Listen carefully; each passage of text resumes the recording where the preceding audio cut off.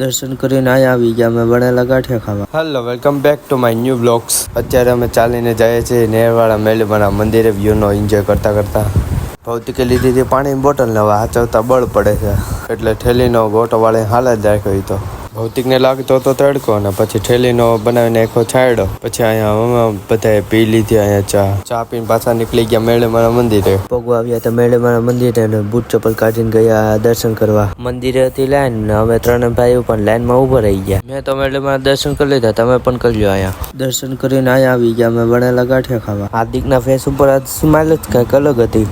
ઘરે આવીને ભૌતિકભાઈ ફોન જોતા હતા ને મારે જવાનું હતું વાળ કપાવવા. વાળ કટિંગ કરાવવા આવી ગયો ને અહીંયા અમારા દોસ્તાન પણ મળી ગયા. અહીંયા વાળ કટિંગ થઈ જશે ને હવે જાવ છું ઘરે. વાળ કેવા લાગે છે એ કોમેન્ટમાં કહી દેજો.